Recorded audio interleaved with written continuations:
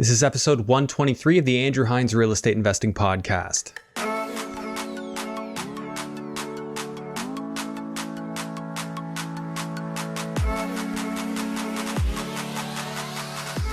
Welcome to episode 123 of the Andrew Hines Real Estate Investing Podcast. Today I have Hussein Kudrati on the show. Hussein is a real estate lawyer and a real estate investor, and one of the more interesting guys I have the pleasure of knowing. He's got a really deep story. He's done a lot of things in his lifetime. Today we just focused on the real estate law side of things, as well as his industrial investing. So Hussein buys up industrial space that he leases out to various different businesses. He gets something called triple net leases, which basically means he's just generating straight rental revenue and not really paying any of the expenses. So we talk a little bit about that in this episode and how he even got to thinking about investing in this type of thing so that we can hopefully glean a few gold nuggets that we can take and use in our own real estate investing business. Before we get to that, I have a little bit of housekeeping. I want you to mark off June 15th at 7 p.m. for a live episode with Kayla Andrade. She's going to be talking about the landlord-tenant board situation in Ontario with the current lockdown and the current restrictions. She is the founder of Ontario Landlords Watch, and she's going to be giving us all kinds of tips and tricks about leasing and tenant screening and assessing their credit bureaus, various different tools that are going to be very useful for real estate investors. So I'm going to make this sign up available through my bio on Instagram, my link tree, as well as on my website. You can just go to www.andrew-hines.com/KA live. So KA for Kayla Andrade live. And that will be available from my main website page as well. I definitely think you're going to enjoy that, and you will have the opportunity to ask her questions live after her presentation. So make sure that you get registered so that you don't miss out on that one. As always, if you're new to the podcast, please take a moment, rate and review this podcast on Apple Podcasts. And if you're watching on YouTube, click the like, subscribe, and notification bell if you have not already done so, just to help more people find this. And leave me a comment. Let me know what you think. I'd really appreciate it. Without further ado, here is episode 123 with Hussein Kudrati. Hello and welcome to the Andrew Hines Real Estate Investing Podcast. I have Hussein Kudrati on the show, and really happy to have you here. Hussein, thanks for doing this. Thanks for having me, Andrew. So just to start off, Hussein, we met on the golf course. Erwin connected us. I know you're a very keen and savvy real estate lawyer. You're a real estate investor, a pilot, and probably a million other things. But why don't you just tell us about yourself and what you do in real estate? For sure. So my official title is that I'm a lawyer who practices on a solicitor basis, whereby I offer real estate, corporate, commercial, and estate planning services. In my interests, I'm an avid fisherman, golfer, travel enthusiast, and pretty much pursuer of adventure wherever I can find it. Life's too short, so I look to enjoy it with good people, doing fun things as much as I possibly can. I like that. So how does being a lawyer fit in with that adventure side of things? Because lawyers all, straight business. When I think of lawyer, I think straight to the business. So that's why I became a lawyer, right? Because a lot of people view lawyers as stuffed shirts, and I'm not sure if your viewers can even see. Like, I'm in a polo today, and it's not like it's casual. Like, this is the way my firm operates. We operate on a casual basis. We operate in a way that people should feel comfortable walking in. Because I recall, like, even as a kid, going to visit, lawyers with my parents or whatever for doing deals. And these should have been positive experiences. It's not like I ever had to go into court or anything, but it was still an intimidating, unfriendly experience with the wood paneling and all of that. Right. I mean, I guess it looks good, but it's intimidating for people who are not from that world. So part of what motivated me to become a lawyer is to do it with a difference, right? And then do it not just where I'm caring about the billables, but actually what is the product I'm delivering, right? Yeah. Because I found that not just in law, but in anything you do, if you do it with a passion and you do it with a commitment to delivering the best you can be at that, generally, more often than not, money follows. Right. Because people will recognize it and people will gravitate towards utilizing your services for that purpose. So that's kind of been my approach of why I try and do it, is I focus on the quality of product I'm doing and trust that the money will follow, and that's been good for me so far, touch wood. I just started my own law firm 5 months ago. I was going to ask you that. Yeah, I know you told me you were in the process of moving. So, so tell me about it. So it's been 5 months. We've been open, and pandemic has had its challenges. I mean, we were in a temporary space for the first month because of permit delays and everything else with the municipality relating to COVID and people working from home. But we've kept a positive attitude and worked the best we possibly can. And it's been good. We've been blessed. We've grown. And our team continues to grow as well. We've hired one other clerk, and we're looking to potentially bring in an articling student in the summer. Okay. So are you, on like the average real estate transaction, are you the guy that's doing everything, or do you have a lot of the, the heavy lifting done by your help, your team, and then you're the guy signing with the client and looking things over?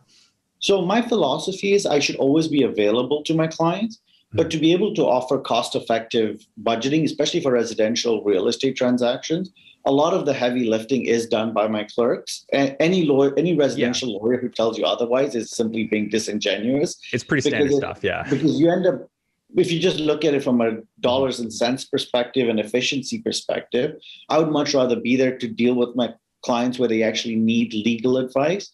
Right. And not be the guy on the phone, contacting the bank saying, where's the money or where's the tax certificate or any of those, detailed minutia that is important that law clerks are trained and designed to do.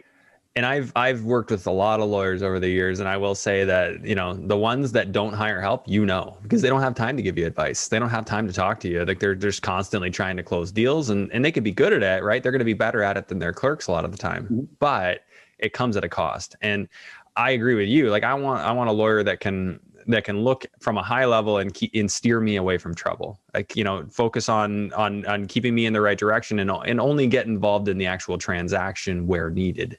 And that's usually where it's complicated, right? Where there's something unique, or there's, this title is in 2 parcels and we don't normally see that, or something like that. Just stuff that's unique is in my experience where the lawyer would typically get involved. For sure. And the thing is with me, my clients will always know they can reach me because especially if you're a repeat client with my firm, you will have direct access to my cell phone. You don't even need to call the office, right? So you text or call me, and pretty much at all hours, I'm generally, because I'm a bit of a night owl, I'm available. Yeah. I like that. No, I mean, I have the lawyer I've been working with for the last 10 years. I have his cell phone, but I don't ever want to text it. I'm just like, I don't want to bug you unless you're like your business hours. So, but yeah, I mean, I could see with you, you're on the golf course probably with a lot of your clients. Like it's a different relationship, and you're an investor yourself, right? So you're working with people that they're speaking your language. You guys are doing the same things. Right. Because honestly, if you want to be good at it, you cannot just be doing it from a theoretical perspective, right? As part of the advice and why I think clients like working with me is I'm investing myself. My dollars are in the market just like theirs are. So when I'm giving advice, it's not just the legal advice. It's also like, hey, does this make sense? Or, hey, did you see this opportunity? Because often because I'm always looking as well myself, right? And if it's not quite right for me, it still might be right for someone else and vice versa. So some of the best deals I've got have been referred to me by friends or clients, and vice versa. If something comes across the table, or if I just know one client's looking to sell, I know one client's looking to buy, I can bring them together. And that's the best situation to be in, right? Is when you can make deals happen. So you're connecting a lot of people is what you're saying. I wouldn't say it's a lot, but whenever I can, I try and do it because that's my role, right? A good lawyer's role is to connect things together. Yeah. Well, you're definitely, just from our interactions, like I know that, your stuff, or you're very good with investors, and the fact that we've been able to talk real estate, like I'd be more inclined to want to deal with you because you get it. So yeah, I can definitely say that. The lawyer I've been working with, he does have some investments as well. So, and I've always liked that. We'll talk about those investments. But I rarely see a lawyer that's investing aggressively like you are. I haven't seen that much. So that's pretty awesome. And we're going to talk about that. But I don't think I've ever had a lawyer on this show. So, so here's my opportunity for the investors that might be a little bit newer or don't yet have a lawyer. I mean, it's not always going to be practical for you to be the guy. What do you recommend people look for if they're trying to find a lawyer that can help them in their investing path? The first thing they should look for when they meet with a lawyer is a lawyer who's willing to talk to them and just get to know them, right? Mm-hmm. If you're reaching out to a lawyer and the lawyer simply says, yeah, send me the agreement and that's about it, and then they just push out the paper, get you to sign, and that's done, that's usually not the right lawyer, at least not the way I would want to approach it. My approach is get to know you. What's your situation? You know, are you married? Do you have kids? Why are you buying this property? What are you hoping to accomplish? Because if a lawyer has a bigger, deeper understanding of you as a person and what your goals are, then they can actually sit and say, okay, you know what? Hey, have you thought about this? Have you considered this? Because then you even think about it. Like, for example, like if it's a second, third, fourth investment property, then you start talking about structuring, right? Now, it's so many clients who ended up with like 2 or 3 investment properties bought in their personal name simply because no one took the time to see, okay, what are your goals? What are your objectives? How long do you plan to hold this property? Is it just a flip for a quick return? Or is it a long-term, or do you intend to eventually like wait for like a zoning change so that you can develop it down the line? So always thinking about, you know, what is the long-term goal here? Because if you can structure deals right from the beginning, you save yourself so much money and time and aggravation, right? Because, and that's where I find a lot of frustration comes in, and why people don't like lawyers is people say that lawyers just care about their fee and get out, whereas they don't actually spend the time to actually give you advice, because they're supposed to have that knowledge to say, hey, but what about doing it this way, right? Like, oh, or hey, you got so much excess income, why don't you put this into a family trust and use that as a vehicle, right? But then also giving you the drawbacks, like financing challenges when you use trusts, things like that. So painting the whole pictures, because also it's not a boilerplate response. One size does not fit all, even in residential real estate. If you're actually taking the time to do it to the best of your ability, there will be nuances between each client. Yeah, absolutely. And you pointed out some things that are very critical, and I want to emphasize this. Most lawyers in real estate, they might have an investment property, but I mean, most of them probably are not real estate investors. So they don't know to think about, okay, well, what about financing property 5? If they've never owned 5 properties, they won't know about that. And I think what you're getting at is, yeah, there are certainly some financing challenges if you do everything in your personal name. Eventually, you might find yourself in a position where you can't even buy your own home because the bank won't qualify you. You can't meet their ratio requirements. Whereas if you do it in a company, you can have some separation there. There's a lot of different things you can do, and you would only really know that if you were in this field, if you were doing this, if you were an investor, you were connected with investors. Absolutely. And that's so rare, though. I mean, is that a needle in a haystack? Because like I said, I don't see a ton of real estate lawyers with any significant rental properties. Do you see that in your circles? Do you see guys that have some rental properties? I think there are a few out there, but a lot of lawyers, by their nature, a lot of them are very conservative. Yeah. And they want to take risks. A lot of them have it in their mutual funds or the TFSAs or things like that. Or some of them do a lot of private lending. That is more their space that they prefer to go into. But instead of direct, like, hey, let me look at development opportunities. Let me look at land banking. Let me consider, do I want to buy in Alberta, for example, right? Like, in fact, like I've got a couple of different clients who've come to me recently showing me like, hey, they've got these townhouses in Alberta, right? Because you can still buy a Calgary townhouse for about $350,000, right? Yeah. When if you think about like in the area that we, at least in the Halton, Hamilton area, a townhouse for $350 seems like absurd almost to even mention that number. Right? You're almost looking at double that amount at least that's starting in like Halton. It's gotten crazy, yeah. So, and then you look at the cash flow and the returns they're getting, but then again, you have to also be cautious, like advising them about the risks and the things associated with getting a property in Alberta, right? Because there's different insurance requirements and things like that weirdly enough, I'd actually spent some time in Fort McMurray and saw a few friends of mine got burned. So I had that little bit of knowledge in the back of my head that actually advised them that ended up being quite useful. Okay. But yeah, I don't know if too many people do it. I'm sure they're out there. But at the end of the day, it's all about the mindset, right? Yeah. If you're an entrepreneur, particularly, you want to work with people with entrepreneurial mindset because they're going to understand you and relate to you better. And you might get some ideas too. They give you ideas, and that propels you forward. I wouldn't say I've got that on from my real estate lawyer, but I've put that together through my team as a whole. And there's such a synthesis of demands and needs when you're buying property. Like there's setting up a corporation adds a layer of protection maybe from liability, although you might say that that's not a big significant one, because people can always sue the principals. They can always sue the president of the company if that's, that's you, the owner. So I would never have done it for that reason because I have insurance for that reason anyway. Yeah. But I definitely like tax treatment in certain circumstances. And I like the ability to grow big. From a financing standpoint, I know the banks like it when it's in a company. So so that was a part of the reason I set up a company, because I had the intention to grow. And you mentioned that earlier. If you want to grow, you got to be aware that eventually the banks are going to say no unless you're going commercially. And then if you go commercially with the bank, they're going to want to see a company. That's the way they're going to be most comfortable. And even if you don't qualify, Nish, because some people will not qualify with a new corporation with no credit history or anything. Yeah. Consider trust agreements. I mean, it's a little bit of a tricky area, and banks may not like it, but there's nothing illegal with doing it that way. No. It's completely valid. CRA recognizes it. And then the beauty is, if you've got the trust agreement properly set up from the get-go, at the time when you grow and you can move 1, 2, 3 properties into the corporation, because now your corporation can get its own financing on those properties, you can avoid paying land transfer tax instead of having to sell it to the corporation, because then you have to trigger land transfer tax, or go into much gray areas that could run you into trouble if you try and get out of it at that point. Yeah, great point you made there. So it's a BRRRR trust agreement, right? That's what they call it. Yeah. So basically, I could buy a property in my personal name, to get the bank qualifying, and then I could have the trust agreement when I buy it, saying that the company actually owns it, and I'm holding it in trust for the company. And by doing that, now I can get the tax treatment of the company if I like that.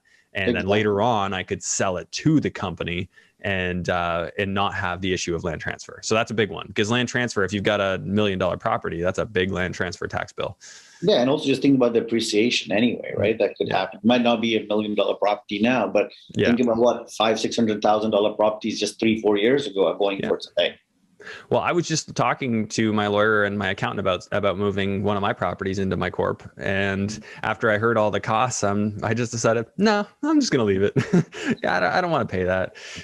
So there's a lot to consider there. And a lot of this is unpacked on my show. Like, I do get into these topics, and people can pick it up. But yeah, if you're just getting started, of course, it's nice if you have a lawyer that understands this stuff and can give you some advice on that. I'd say the same about accountants, because it really is a conversation that needs to happen between your accountant and your lawyer, and hopefully they're both investors and they get what you're trying to do, and they'll help you grow. Question for you. Can you give me a couple of common mistakes you see real estate investor clients making from a legal perspective? So one of the common mistakes is how they're going to take title, right? Like how, especially like when I see JVs and things being put together, who's going on title and how it's going to work. I see that as a very common mistake that is being made. Like, because they do it wrong? They do it wrong because some of them don't understand the risks of not being on title and whether the agreement gives them sufficient protection. And particularly it becomes relevant is if you ever want to exit the JV. People always are very gung-ho and very excited about joining a JV because they can get into the ladder. And some of these people can't afford to buy on their own, or they want to spread it so, they can buy 3 instead of getting just 1 on their own. But the problem becomes is if you don't have your exit strategies mapped out, eventually having to resort to getting court orders to force sales of properties and things is problematic. The second is that before they enter into the agreement of purchase and sale, especially if they want to do assignments, they don't really put in a sufficient assignment clause. And then they sometimes get stuck holding the bag where they have to close the deal. Especially a lot of people now think they can get into this business of wholesaling properties. But when you're wholesaling a property, more often than not, very few, some do, but very few intend to close. They intend to find a subsequent buyer and go to sell it. So on two sides, I see problems. See it on the wholesaler side where they don't have the right assignment clause. And if the seller notices and decides to be difficult, they can cause problems on that end. And on the assignee side, they don't actually review the underlying agreement to see what has transpired. And often they agree to this clause that the seller cannot be made aware of. So they cannot verify even what really the assignor may have told or what the expectation of the seller often is. And then you end up with like a 3-way pissing circle to see, who's going to fall on the day of closing. And that can often lead to bad taste in their mouth, right? And that's why often now when I deal with assignments, I have a form letter that I do that I essentially send out to, depending on which side I'm on, just laying out the potential risks and permutations and get them to sign off and acknowledge that I've advised them. Because otherwise on the last day, it's like, oh, why didn't you tell me this? Why didn't you tell me that? So now I just put out all these scenarios. It's taken me a while, Yeah. but now I just give it out to them. I'm like, here you go. Here's your letter. So, I mean, I didn't catch or quite grasp all of that, but I know you're deep into this. Would you like, what's the way around this to simplify it? If there was an easy way, like when it comes to assignments, should someone like be talking to their lawyer first saying, this is what I want to do. Can you give me a purchase and sale agreement that will work for that? So or with the right clause? So I know some realtors don't like this, but my honest opinion is that if you're going into a real estate transaction, you're going to be using your lawyer anyway, right? Mm-hmm. So most lawyers will have a quick look and give you some feedback without charging you a fee to just give you some insight into the agreement. So especially when you're dealing with assignment or something with nuance. So if you know, like for example, like if the garage is across the street from the property, like some Toronto properties are, and there's like the laneway going through it, like what are your rights? Is it properly documented? Do you actually have legal access to get to your garage, so to speak? So it's all about like spend the time to just tell your realtor, hey, I just want this agreement to go. I want to run this by my lawyer, and then that will save you a lot of grief, because once you have a firm deal, there's no leverage to really change it, right? Yeah. And I get with the market being as hot as it is, if you try and put that condition in, it can be a killer. So sometimes just before you, so like a couple of my good clients, what they do is if they want to put in an offer, they at least send it to me to do my title search, right? And try and do a bit of DD for them, just to see, like, hey, is there anything I should know about going into this so I'm not dealing with this after the fact? And I've done that exact same thing. I'm, going to write a firm offer. Hey, can you look at this really quickly for me? Because I don't want to be on the hook for something if there's going to be a problem. Can you run a title search on this before I put a firm offer on it? Yeah, and the biggest one that I like to do is I like some lawyers will just do like a parcel register search. Mm-hmm. I like to do an abutting land search, because often like your property may not show what the issue is. But if you do search on the abutting property, you might see the reference to your property and something on their title. So you want to make sure that you're cross-referencing, because sometimes mistakes happen more often than you would appreciate. So it's about trying to make sure that that's fine. Okay.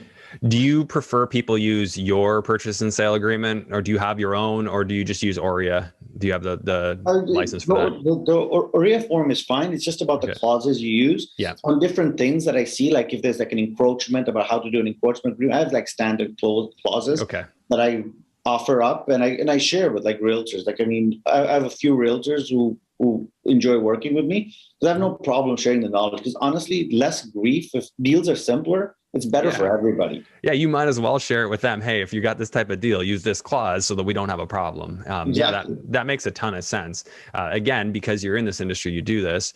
Regarding joint venture agreements, I mean, from my perspective, like say if I were to joint venture and I was the money guy, well, say I was the guy that wasn't the money guy and I didn't want to guarantee the loan, I wouldn't be able to be on title if I didn't want to be involved in that, right? So I'd have to be the guy that didn't own the property that's getting a 50% share for doing all the work.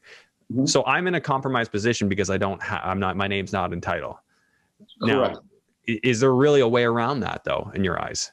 So one of the clauses that I like to see in a JV is the option to be put on title, and it's an irrevocable right. So if any time you decide you want to go on title, as long as you can get the lender to agree to adding you on title, and the truth is, when a bank's going to say no to having a second person secure the mortgage, banks are not going to really have an issue with that, right? I mean, they might pretend like they're going to make a big fuss, but from experience, having gone through it, they almost never do, right? They might just make you go. As long as you're upstanding people, right? If the guy going on title has like negative net worth and $5,000 a month of expenses and no income, then they might say, well, the deal no longer qualifies. But otherwise, right? Otherwise, if you're working with a good, credible person, you should have no issue.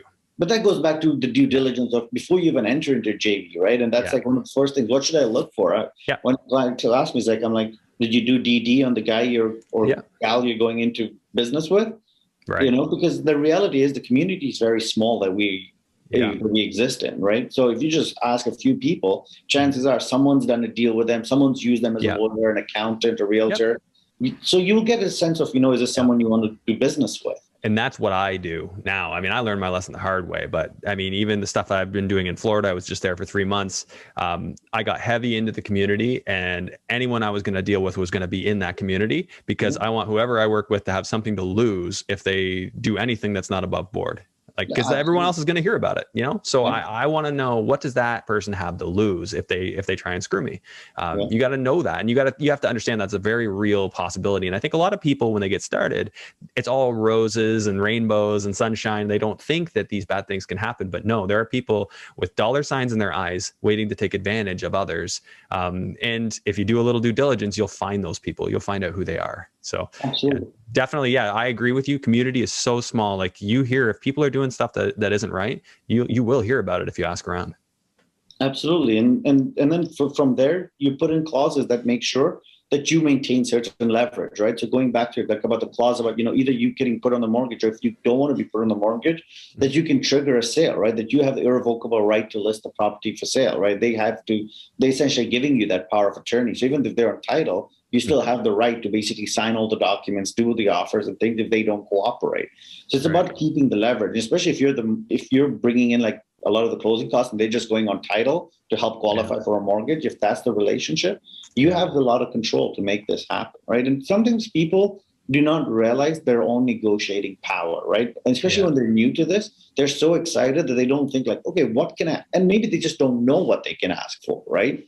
That's the other thing is, so, and that's where it comes down to who's advising you, who's guiding you in this. And the worst is I see these standard JV agreements brought in, right? And half the time it doesn't even reference the right property or anything. And it's just like, well, what was the deal? Like, you've just put this agreement, but have you even considered, like, I always encourage people, try and read through it. I don't expect you to understand it the way a lawyer would, but at least go through it, highlight the questions so that when you meet with the lawyer, it's a more productive call. And especially if you can narrow it down to specific things you want to clarify, or then you can just say, well, what else should I be asking? Yeah. Always. In fact, that's a solid tip that I give to whenever I try and have a conversation with prospective investors is ask your accountant, your lawyer, if you have a coach, your coach, what should I be asking? What am I missing?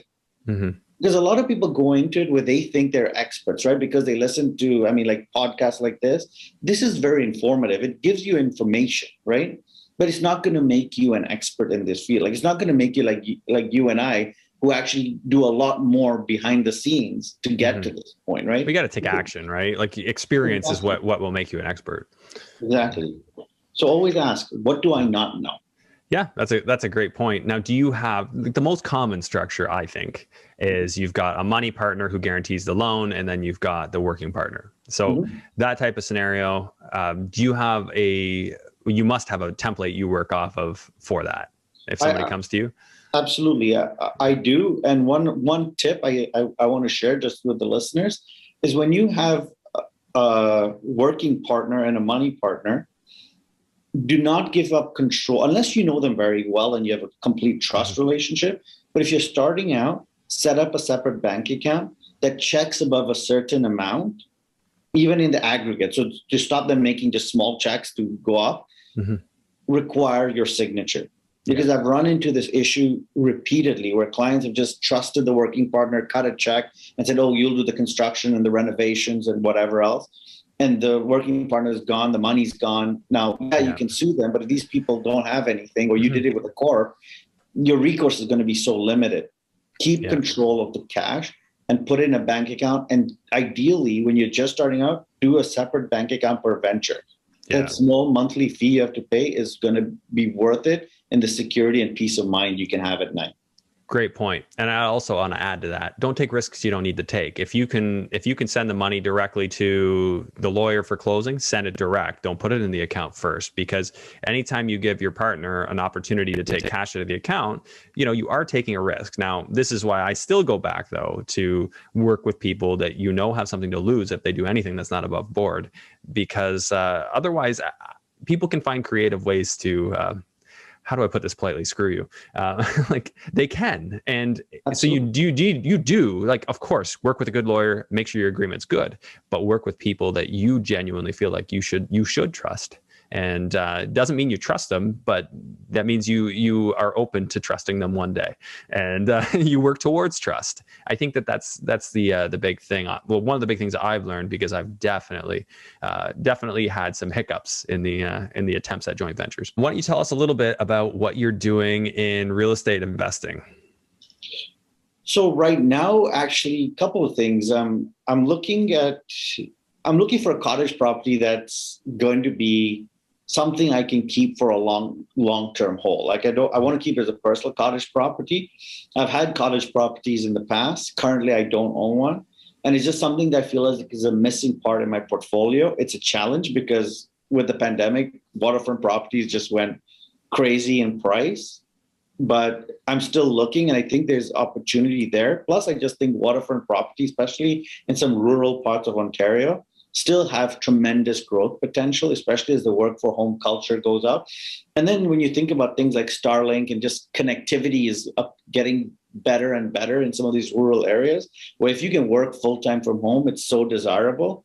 And for me, like, especially some of the changes in my own profession that came in with the pandemic, if I'm able to do that and work 3-4 days, from the cottage, that would be amazing for me to do. Because like I said, one of my two passions, golf and fishing, and cottage country is fantastic for that. The other thing I'm still looking to do is to find land banking opportunities, ideally properties in the Greenbelt where I see potential that it might expand there. If I can, I'm talking about like buying minimum 1 acre lots and bigger, because if you can get those and you are able to sit on them and have the capital to do so, there's going to be tremendous opportunity because there's growth potential. And the reality is in Canada, people want to be around the GTA area. There's already so much pressure on the urban boundary and the Greenbelt that if you can get access, especially if it's already being farmed, like farmed Greenbelt, so it's already kind of cash flowing you back. You don't need to make a profit on it, just if it's covering your costs of yearly maintenance even, then it's a fantastic opportunity. And we've already identified a few opportunities, and I've even brought some to my clients. And, and the potential is if the Greenbelt expands in the next 5, 10, 15 years, you can 5-10x on those plots. Yeah, and you pointed out something, specifically important, especially to me, is that you can still make cash flow while you wait. If it's just costing you money, eventually you might get annoyed and want to sell it, or it might keep you up at night. So finding a way to cash flow while you hold it is a great idea. What's your portfolio look like right now?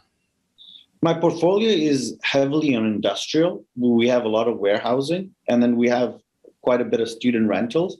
Simply from when I was at university and living in this area, we identified opportunities around Mac and some colleges in London and so on and so forth. So there's a lot of that there. But then we used to have some office space, which we got rid of pre-pandemic, which is a lucky break. And at that point, we transitioned and redeployed capital from the office space into industrial warehousing and a couple of them actually bonded warehouses, which are a little bit more lucrative as well, and triple net leases. So essentially, we don't need to worry about them at all now. So explain to me the industrial warehousing. Like, what are you buying? How does it work? What kind of numbers are you looking at? Essentially, it's like a go down, right? Like it's basically a steel structure or a building anywhere from 10,000 square feet to 75,000 square feet. Okay. And you have lumber stored. You have basically all these suppliers who basically need a place to store, especially when demand was slowing down and they didn't have places to store it. It was a wonderful opportunity. And as things come into Canada, and we have some that are even designated for storing hazardous substances and things like that. Are these in Hamilton or like all around? Mississauga, Etobicoke, like around the Mimico area. And a couple in Hamilton, and then in London as well. So we've gone around where the core rail nodes are, because that's where it's been quite lucrative, because then you can transfer them, or where the airports are, one or the other. How did you find your client base for storage? Like, are you renting out sections of warehouse? Like, you get 5,000 square feet, or like, how do you do that? So some are taken up entirely by a single one tenant. client. Okay. And then some are spread out between like 3, 4, 5 tenants. And honestly, we have commercial leasing agents that we just outsource this to. Okay. And, So How the heck did you know about this? Like that's pretty unique. I mean, compared to what I hear from most investors. So it actually came to me is because we've actually done this, like, and my family's been doing this for a long, long time in other countries. And we just saw this as an opportunity to do it in Canada. And at that time, like, honestly, people weren't that interested in. Now more people are desperate to get into this warehousing space, right? Because every business, especially with e-commerce, they all need a place to store inventory as they're scaling up, right? And if you can give them a secure, safe space that's accessible and has like the proper loading dock and infrastructure built in, which isn't that expensive, it's fantastic to do. I really like storage because the landlord tenant board doesn't apply. And yeah, you can just, write the terms. It's a business deal. And especially with units shrinking in space. And I know this isn't industrial, but with units shrinking in space, there's a huge amount of demand that's going to be created for storage going forward. And in industrial, there's far more square footage that you can make usable than almost anything else, right? So essentially, like, it's incredible how much more you can get out of one of those units. Give me an example of what a person could buy, like a potential deal that you've done, if you're willing to share kind of like rough back of the envelope numbers. So I mean, this is now going back a couple of years, but we bought like about a 10,000 square foot facility that was in fairly rough shape, picked it up for about just under $1 million. Okay. And put another 300,000 into it. And now in 2 years time, we will have paid for it in full. With what the income is? With what the income generated on it. So 4.5 years, it will have paid for itself.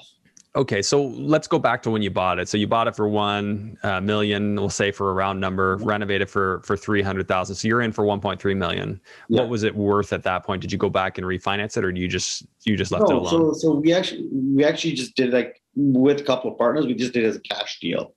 All cash. Okay. All cash, and within 4 years, we were all able to cash out, and now we just have a lucrative property that has appreciated in value. Like today, like, we had an unsolicited offer in March now, so 2 months ago or so, and that was for double what we paid for it. So what's the monthly income on this? So the monthly income currently we're earning from our tenant on that property, I'd have to run the numbers. I can get back to you. You can share ballpark. Yeah, just ballpark back of the envelope. Do you know, like, are we like 10,000 a month? Are we 20,000, 30,000 a month? So the way we're working is they're actually paying on an annualized basis. So they cover all operating costs, and then you pay no operating costs, no taxes, no nothing. Not even structures. It's not insurance. Net lease. Everything. Well, we paid, but it's charged back. Okay, so you have zero expenses. So are you making like 150,000 a year? Is that like your annual lease or something like that? No, more. No, it's like 250 or something. More. 500,000. It's somewhere it comes to somewhere between 300 and 400,000. Yeah, so let's just say it was 350,000 a year. So what's that work out? So 350 divided by 12. So you're about 30,000 a month, say, on that. Yeah. So with zero expenses, so that's that works out pretty nice. Let's see where that leaves us.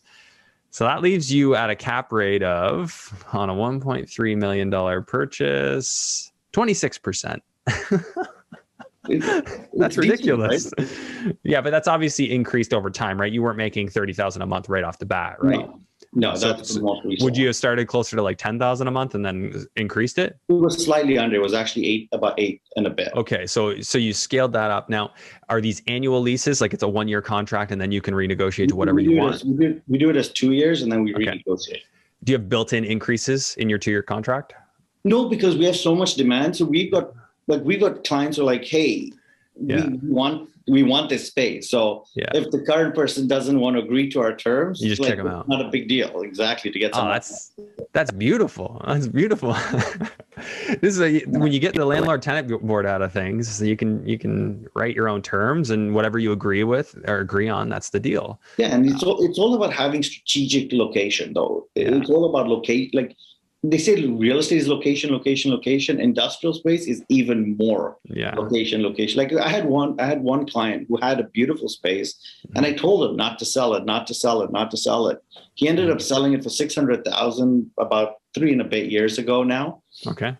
He regrets it so much. He just sent me the listing. That same place sold for just under 3 million. In February of this year. Okay. Wow. And he was so frustrated because he barely broke even on what he bought it for. And he had held it for close to 5 years. So what do you think about like buying properties like commercial space with potential like environmental concern? Like it's got a phase 1 environmental study that says you need to investigate further. Is that something you'd consider in the industrial side of things? Like, can you still use it if there's a contaminant? Well, again, the reality is what is the contamination, right? It depends on what it is. Yeah, if they'd stored chemicals and it seeped through the concrete and they wanted you to investigate further or something like that. 2 is what tolerance does your tenant have, right? If they're only using it as just storage with no real employees there or anything, do they really care? Some of them do, some of them don't. And 3, are you going to require financing to purchase? That's the problem, right? Yeah, the financier is the one that's going to have an issue. Sometimes, like honestly, I find the banks don't have a lot of sense. Like I've seen commercial condo units, and the bank's like, "Yeah, we need environmental phase 1," and I'm like, "You just financed the one next door. What do you think is going to be that different, right?" But they just don't really think it through. So if you run into those issues, then you have a problem, right? But if you've got the cash to do it, and you're like, you know what? I can get this to cash flow so quickly. Why don't I get the cash to deploy? Then you can make it work, right? So it all depends on what stage of the game you're at and what you can afford to do. Yeah. And just to recap for those who aren't familiar with this, environmental studies are often required by municipalities. If you want to change use, if you want to change something from commercial to residential, they'll actually require you to prove that it's clean so that it's safe for people. Banks want to see it.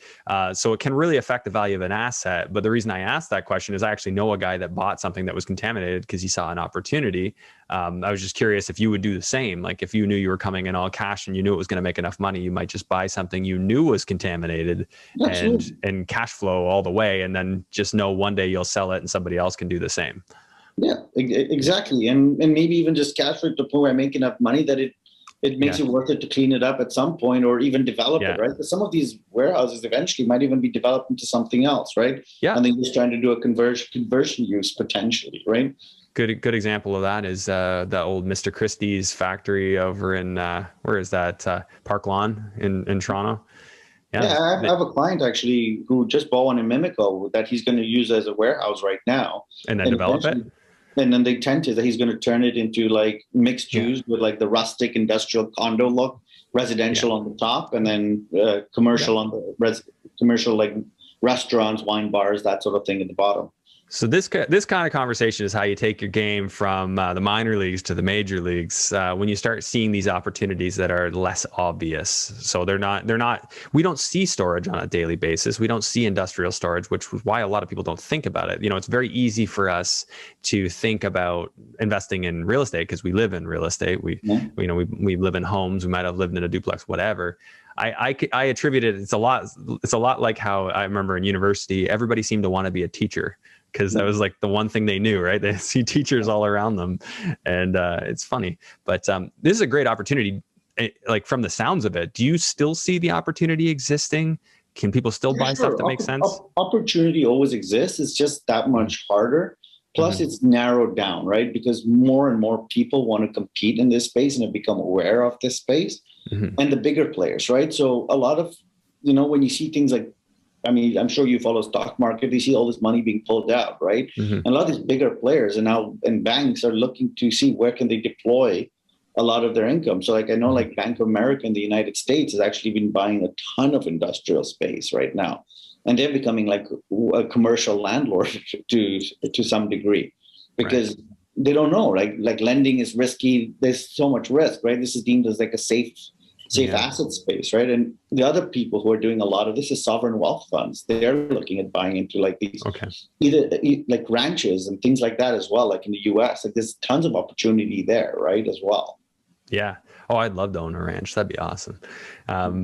What do you typically expect to see now? Like nowadays, would you expect to see being able to get like a 9-10% cap rate on this industrial storage, or is that Absolutely. optimistic? That's okay. No, That's doable. I think that's absolutely doable. And especially if you're willing to look south of the border, 100%. Like there's tons of opportunities out there.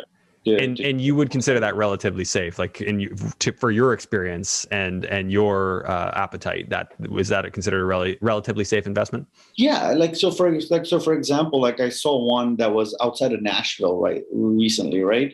That was delivering a cap rate of actually about just under 17%. I like those numbers. And basically the deal came with that if you did it, FedEx was going to lease it from you. They wanted a 20-year lease. Wow, that's good. So you were getting a lease from a company like FedEx for 20 years on this property. Did you do it? It was actually brought to me by a client. The client is actually in the process of closing. Okay, I was about to say if you didn't buy that, but I guess it was incredible. It wasn't cheap, but overall, it's still like you needed sufficient pockets, and there were certain unique characteristics that only certain people could have accomplished that deal. But now when you're in that position, like, I mean, he's laughing, right? Like he's got a secure tenant, doesn't need to worry about it all. 17% is a pretty good cap rate. Don't see that one too often. And he's got annual accelerators too. Oh, to increase the rent on it. Oh yeah. So it's going to get better and better as time goes on. Exactly. That's amazing. And I think a lot of money is to be made in commercial industrial real estate. And I think just a lot of people aren't quite ready. They think it's risky, right? But that's because they don't know it. So what would you recommend to someone who wanted to feel comfortable getting into this business? Where do they start? Talk to people who have done it. Ask them. But how do you find them, right? Like I could find you because you're talking about it, but I mean, otherwise. Honestly, just as you go through it, right? As you go through it, like you have to meet people, right? Yeah. Like the thing is, there's a lot of risk if you don't know what you're doing because there are a lot of industrial buildings out there that are worthless, quite frankly, right? Like either they're so contaminated or they're dilapidated or just not in a good location, right? Like, where they won't have easy access. Like I had one who bought one outside of Ottawa, but the kind of trucks that he needed to get there couldn't really get to what he needed for the kind of purpose that he needed and ended up being a worthless property to him. So it's all about, don't just dive in. Yeah. Again, it's all about educate yourself. You don't have to take forever to educate yourself, but just learn, talk to people, and especially some of these commercial leasing agents, they have a lot of insight and intel.